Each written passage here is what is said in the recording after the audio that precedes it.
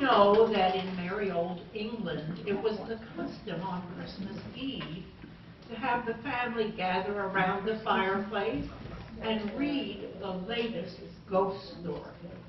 That's how the Christmas Carol by Charles Dickens came to be written. You remember Tiny Tim and Old Scrooge? Well, every writer worth his name in that day wrote a ghost story. This is my adaptation of one by Joseph Banks.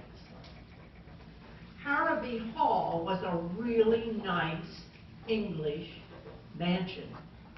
Beautiful stone home, lovely gardens, right on the banks of the ocean.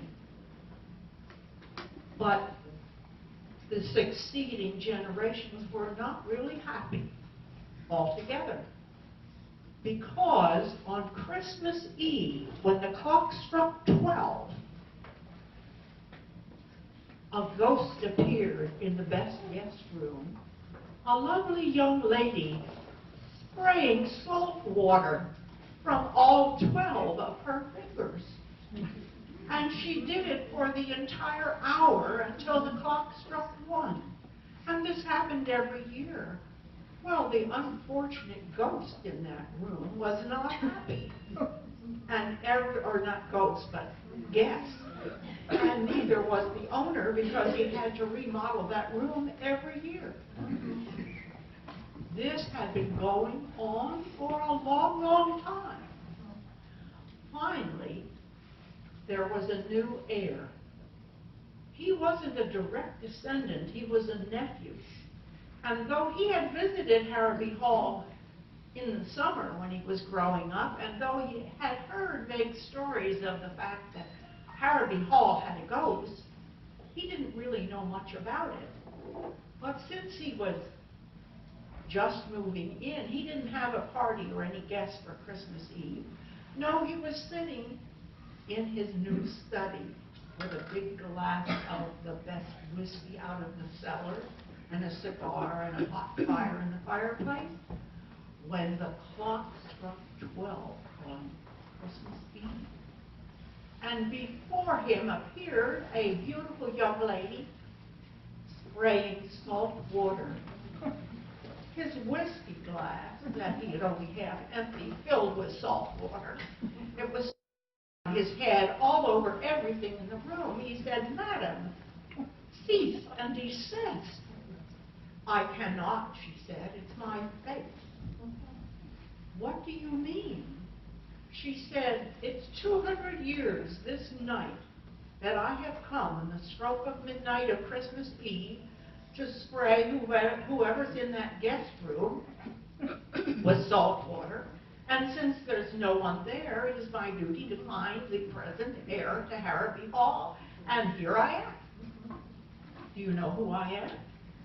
"Well, no. I am your great aunt, 5 times removed. And it was my father who built this beautiful home. And it's all his fault that I have to do this every single Christmas Eve." "How could that be?"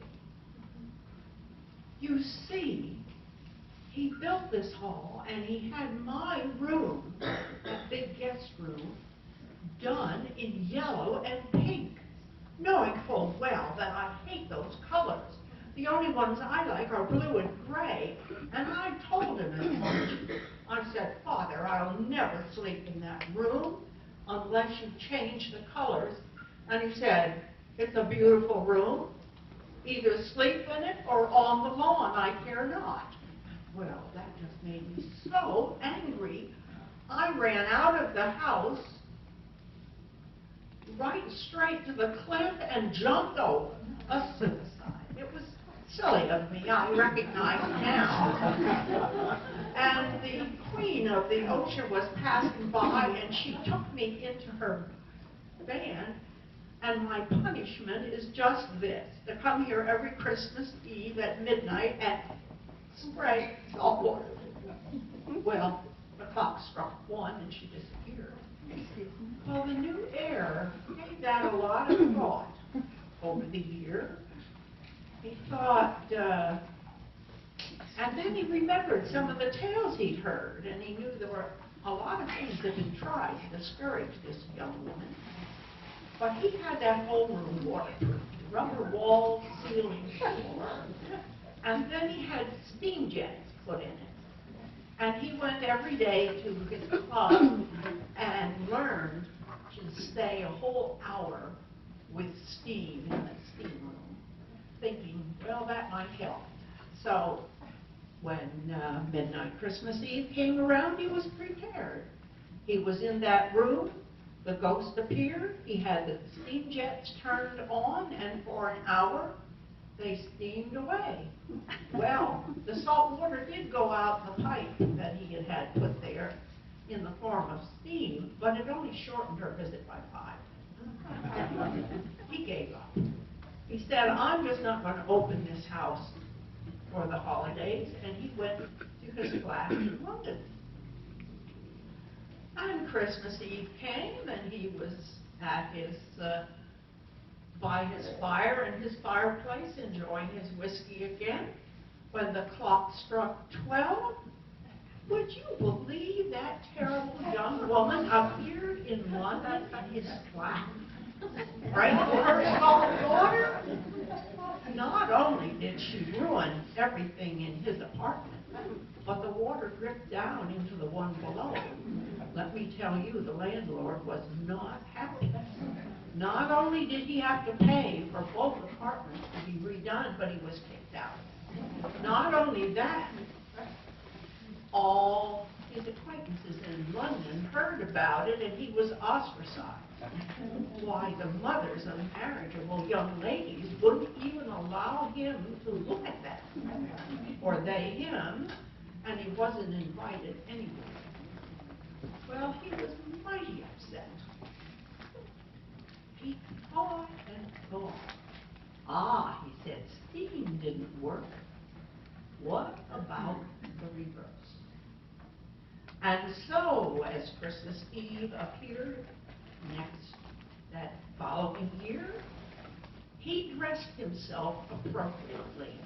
A set of underwear made of fur side toward his skin, a rubber suit, another full-length underwear made of fine wool, over that another rubber suit, of course waterproof boots, and a specially made diving helmet. Thus attired, he would be warm and dry. The clock struck 12 on Christmas Eve. The girl appeared and started spraying, and she said, "Sir, I must say that is a very funny get-up." "Oh, it has its purpose," he said. And then he said, "Is it true that wherever I go in this next hour, you have to go with me?" "Well, yes. What do you care? I'm here for the hour." "Well," he said, "I feel like going for a walk outside." "Oh, no, kind sir. We're having a storm. The temperature is below 0, and it's due to snow." "Oh, that doesn't bother me. I'm warmly dressed. Come along." And out the door they went, and down the path. And she kept saying, "Look, I'm trembling. Let's turn around. Or maybe you could go faster, and I wouldn't get so cold." And he said, "Oh, come along." And finally they came to a bench. And he said, "I guess I'll sit down a little while." "Oh, all right," she said, "but I really am cold." And they sat on that bench. And she said, "Look, my dress is turning to ice." He just kind of shrugged. And she said, "Look, I think I'm freezing." And then she said, "Oh, dear sir, let's go back. I congeal. I congeal." Last word she ever said. All of a sudden, the sun came, not the sun, the moon, the full moon, came out from behind those dark clouds, and they showed a beautiful young maiden, frozen solid.